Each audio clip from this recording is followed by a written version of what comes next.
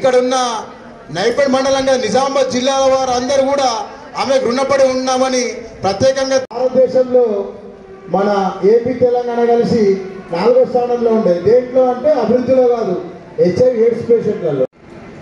అందులో మన నైపేడ్ మండలం అంటే అతి భయంకరంగా చూస్తారు.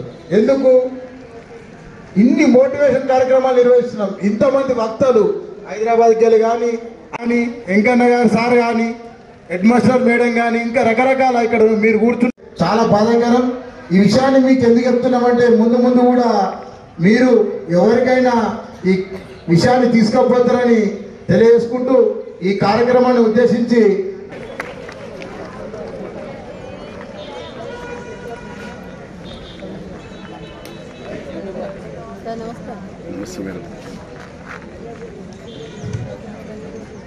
మెడికల్ ఆఫీసర్ గారు ఇస్తూ సహకరించిన అక్కడ చాలా బిజీ ఉన్నా కూడా పిలవగానే నేషనల్ తర్వాత మొట్టమొదటి కార్యక్రమం ఇదే చేయడం జరుగుతుంది.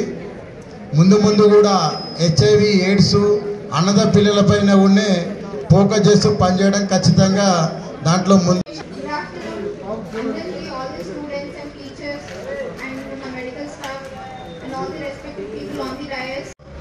అబ్బాయిలు లాస్ట్ వింటున్నారా? వింటే చేతులేపండి. World AIDS Day. It is celebrated on December 1st. So World AIDS Day గురించి మీకు essay writings అవన్నీ జరిగాయి. దీనివల్ల మీకు కొంచెం essay writings లో పార్టిసిపేట్ చేసిన వాళ్ళకి కొంచెమైనా ఐడియా వచ్చుండొచ్చు. What is AIDS, what is HIV అంటే ఎలాంటి జాగ్రత్తలు మనం తీసుకోవాలి అనేది తెలియాలి. ట్రీట్మెంట్ అదంతా unnecessary. So HIV AIDS transmission గురించి HIV AIDS ఎట్లా సోకుతుంది? HIV ఉన్న పర్సన్ కి మనం షేక్ హ్యాండ్ ఇస్తే HIV వస్తుందా? మనకి వస్తుందా? రాదు. అందరు రాదని అంటారా? ఎవరైనా వస్తుందా అనేవారు ఉన్నారా? చేతులేపండి. వస్తుందా? రాదు. మరి HIV ఎట్లా వస్తుంది? మెయిన్ గా HIV రావడానికి 5 రీజన్స్ ఉంటాయి. ఒకటి ఫస్ట్ మెయిన్ థింగ్ తల్లి నుంచి బిడ్డకు వస్తుంది. ఓకే, నెక్స్ట్ ఎవరైనా చెప్తారా? చెప్పండి. అలా వస్తుంది. సో నీడిల్స్ మనం చాలా హాస్పిటల్లో అయితే చాలా రకాలుగా యూజ్ చేస్తాము.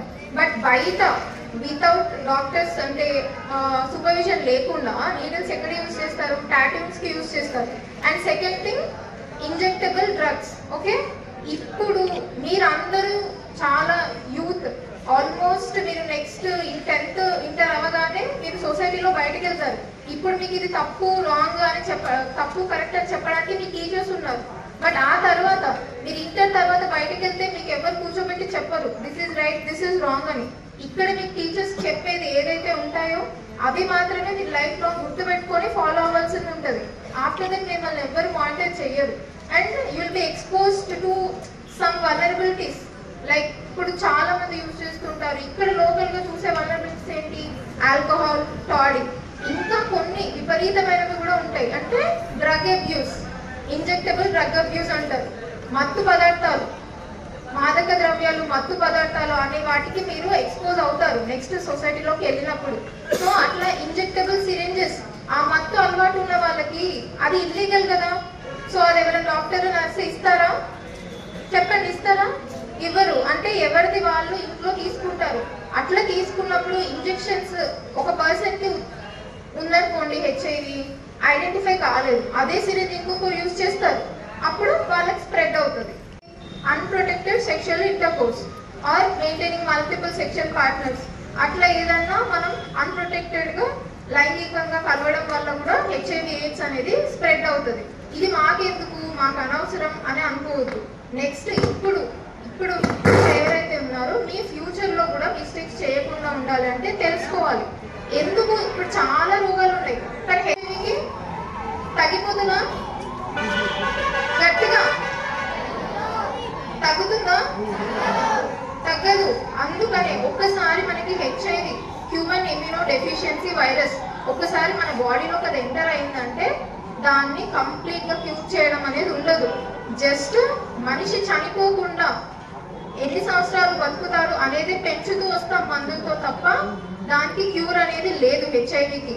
హెచ్ఐవి వచ్చిన తర్వాత ఆల్మోస్ట్ 10 సంవత్సరాల దాకా కూడా డిటెక్ట్ అవ్వకుండా ఉంటుంది, తెలియదు. సిమ్టమ్స్ అవన్నీ బయటపడడానికి 10 సంవత్సరాలు పడుతుంది. మీరు ఇవాళ తప్పు చేశారు, నెక్స్ట్ డే నాకేం కాలేదు, లేదంటే నెక్స్ట్ మంత్ కి నాకేం అవ్వలేదు కదా అని అనుకోవచ్చు. కానీ ఆ ఎఫెక్ట్ అనేది 10 ఇయర్స్ తర్వాత ఆ హెచ్ఐవి ఎయిడ్స్ లాగా కన్వర్ట్ అవుతుంది.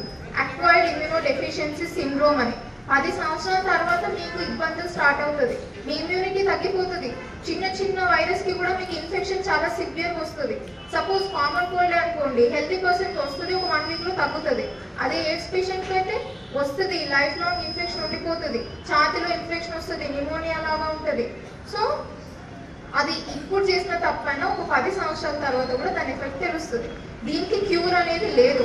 కాబట్టి హెచ్ఐవి విషయంలో మీ అందరికీ అవేర్నెస్, మెయిన్గా స్కూల్స్ లో ఇంత బిగ్ ప్రోగ్రామ్ చేయడం ఏంటంటే మీకు ఇప్పటి నుంచే ఈ అవేర్నెస్ ఉండాలి. ఒక సామెత ఉంటుంది, చిన్న మొక్క అనుకోండి, దాన్ని మీరు ఎట్లా మంచితే అట్లా వంగుతుంది, విరిగిపోతుందా? ట్రై చేయండి ఎప్పుడన్నా. అదే ఈ చెట్టు మంచుతారా? మంచుస్తుందా?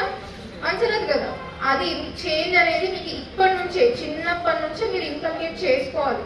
మీ ప్రతి హ్యాబిట్, ఎవరికైనా మెసేజ్ చేయడం కానివ్వండి, ఎవరైనా కలవడం కానివ్వండి, వాట్ ఎవర్ ఇట్ మేబీ, ఇది కంపల్సరీ గుర్తుపెట్టుకోండి. మీ లైఫ్ లో మీరు ఏ ఏజ్కి వచ్చినా, మీరు ఏ పని చేయాలనుకున్నా, ఒక మంచి పని చేసేయాలి, ఒక మంచి పని చేయాలి. కానీ ఒక చెడ్డ పని చేసే ముందు మళ్ళీ ఆలోచించుకోండి, ఇది నేను మా అమ్మతో చెప్పగలుగుతానా లేదా.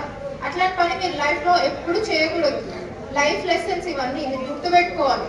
ఓన్లీ ఎడ్యుకేషన్ అనేది ఇంపార్టెంట్ కాదు.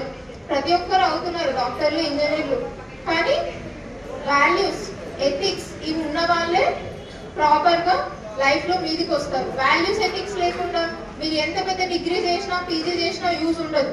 మీరు గుర్తుపెట్టుకోవాలి అది ఇప్పటి నుంచి. ఓకే.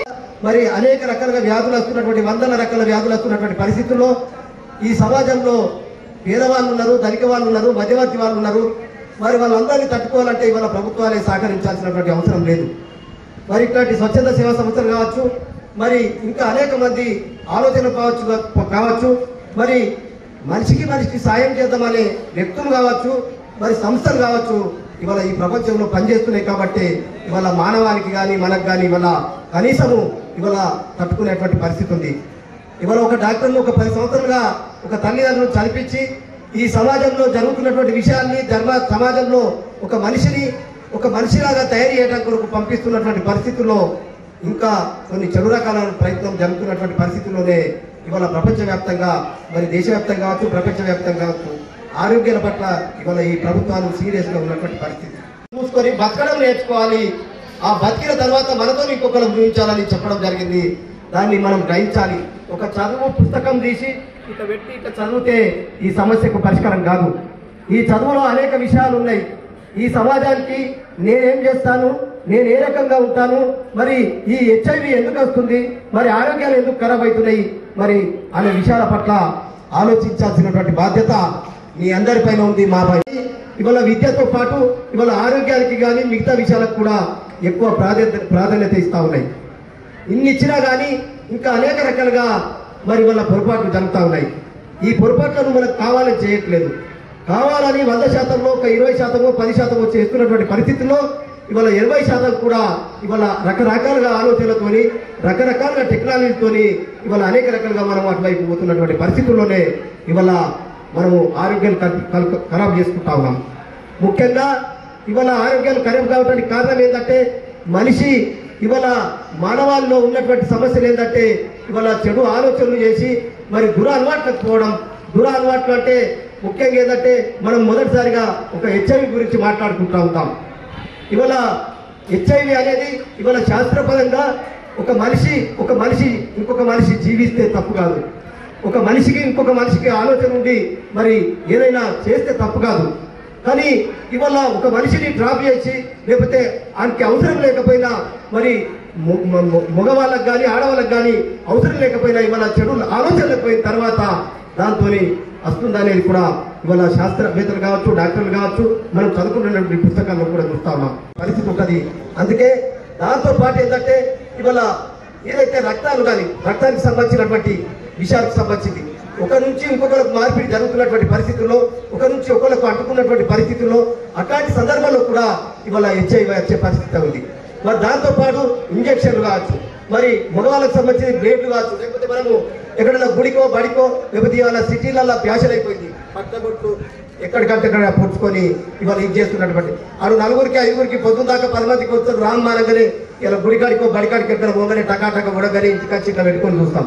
దాని సందర్భాన్ని బట్టి అది ఫ్రెష్గా ఇచ్చి లేకపోతే మనకి ఏదైతే ఆ సూదిది 4 సూదులు కట్టి మంచిగా దారం పట్టి చిన్నప్పుడు ఊళ్ళలో పచ్చబొట్టు పెడితే తగ్గుతుండే, అది వేరే విషయం. కానీ వల్ల టెక్నాలజీ డెవలప్ అయిన తర్వాత 10 మందికి పెట్టిన తర్వాత మనకు పెడితే ఏమవుతుంది అనేది కూడా పరిస్థితి వస్తుంది. ఇట్లాంటి అవి అన్నింటితోనే వస్తున్నటువంటి పరిస్థితి. కాబట్టి ఇవాళ అదొకటి. అంతకుముందు కరోనా వచ్చినప్పుడు కూడా పరిస్థితి ఏమైంది అనేది కూడా చూశారు. కాబట్టి అందుకే విద్యార్థులుగా ఏదైతే డాక్టర్ గారు చెప్పారు, రోజు డాక్టర్ గారు చాలా మంది పేషెంట్లను చూస్తూ ఉంటారు. మరి ఇవాళ ఆ రకంగా ఏం జరుగుతుంది అనేది కూడా మనం ఆలోచించాల్సినటువంటి పరిస్థితి ఉంది. ఉపాధ్యాయులు రోజు కూడా ఏంటంటే మనకున్నటువంటి బోధనల్ని ఇవాళ ఈ సమాజంలో ఎవరేం పనిచేసారు, మనం ఎట్లుండాలి, ఏం చదువుకోవాలి, మరి 10వ తరగతిలో మరి మార్చిలో ఎగ్జామ్స్ వస్తున్నాయి, మనం ఎట్లా పాస్ అయితే మన తల్లిదండ్రులకు కానీ మన గ్రామానికి కానీ ఏ రకంగా పేరు వస్తుంది అని చెప్తారు. కాబట్టి అట్లాంటి వాటి మీదనే మీరు మంచి విషయాల మీద దృష్టి పెట్టాలా. వినడం తప్ప కానీ ఇంకొక రకంగా మనం పోవాల్సినటువంటి అవసరం లేదనేది కూడా ఈ సందర్భాన్ని తెలియజేస్తుంది.